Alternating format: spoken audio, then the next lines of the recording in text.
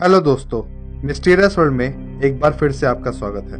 Mirror world, fourth dimension या parallel universe, ये कुछ ऐसे शब्द हैं जिन्हें सुनते ही हमारा दिमाग कल्पना या फैंटेसी के ऐसे संसार में पहुंच जाता है जहां संभावनाओं की असीम संभावनाएं हैं।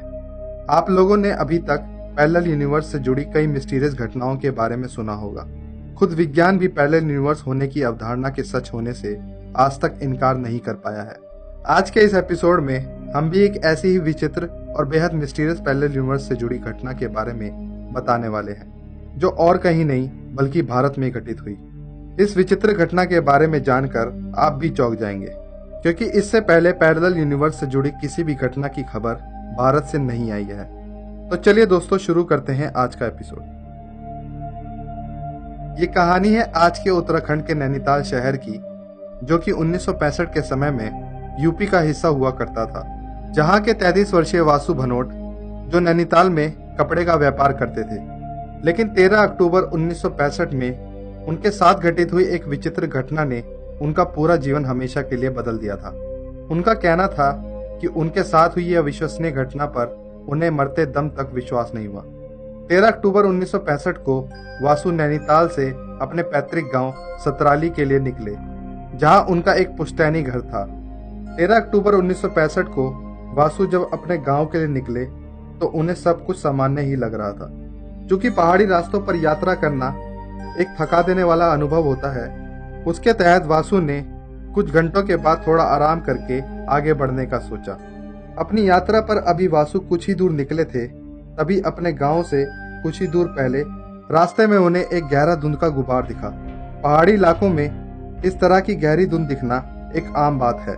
यही सोचकर वासु उस धुंध के गुबार को चीरते हुए आगे बढ़ गए।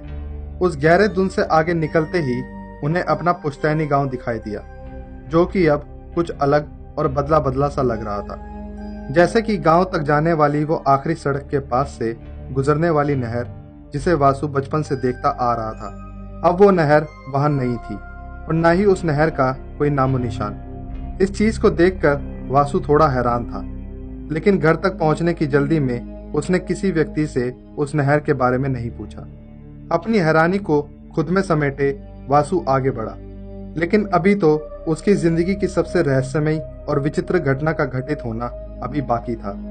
कुछ देर में वासु अपने घर पहुंचा, जहां उसके चाचा जी का परिवार सालों से रह रहा था।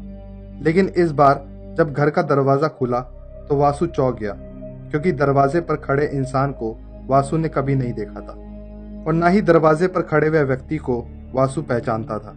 जब वासु ने अपने चाचा जी के परिवार के बारे में पूछा तो उस व्यक्ति ने कहा कि वो और उसका परिवार पिछले 20 साल से उस घर में रह रहे हैं। उसकी ये बात सुनकर वासु पूरी तरह भौचक्का रह गया।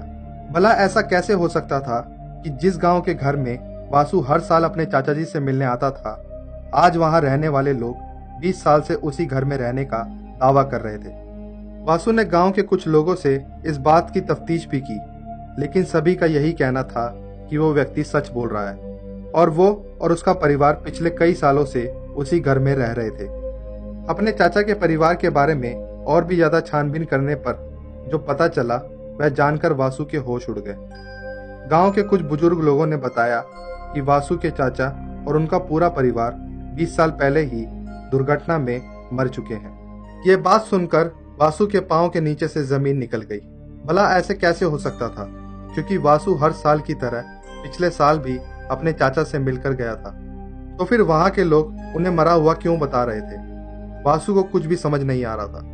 तो उसने तुरंत ही अपने पिता और पुलिस की मदद लेने का फैसला किया और तेजी से वापस उस धुंध को चीरता हुआ नैनीताल के लिए निकला और वहां पहुंचकर अपने पिता और पुलिस अधिकारियों को मामले की पूरी घटना का जायजा दिया।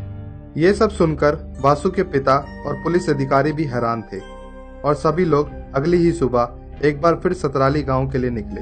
सुबह की गोधूली बेला में वासु का गांव दूर से ही साफ साफ दिख रहा था। जब वे लोग एक बार फिर गांव तक जाने वाली उस आखिरी सड़क के पास पहुंचे, तब वह नहर वहां मौजूद थी, जिसे देखकर वासु को बेहद हैरानी हुई, क्योंकि एक दिन पहले उस नहर का कोई नामो निशान वहां नहीं था। अपनी हैरानी के साथ वो लोग आगे बढ़े और गांव में घुसे, जहां सभी लोग वासु और उसके पिता को पहचान रहे थे। और जब वह लोग वासु के चाचा के घर पर पहुंचे तो घर का दरवाजा फिर से एक बार वासु के चाचा ने ही खोला, जिन्हें देखकर वासु की आंखें फटी की फटी रह गई। एक तरफ वह अपने चाचा को जीवित देखकर खुश था, वहीं दूसरी ओर इस पूरी घटना के कारण वह बेहद विस्मय की स्थिति में था। उन्हें जिंदा देखकर पुलिस वालों और अन्य लोगों को लगा कि शायद वासु अपना दिमागी संतुलन खो चुका है। वासु की आपबीती पर किसी को भी यकीन नहीं हो रहा था, लेकिन वासु को पूरा यकीन था कि यह उसका कोई भ्रम नहीं बल्कि एक कोरा सच था। वासु के चाचा और गांव के कुछ अन्य लोगों ने इस बात से भी इनकार कर दिया कि वो एक दिन पहले वहां आया था। कुछ ही दिनों में उस पूरे क्षेत्र में वासु के साथ हुई उस घटना के चर्चे होने लगे और कुछ ही दिनों बाद वहां के लोकल अखबार ने इस बारे में एक खबर भी छापी।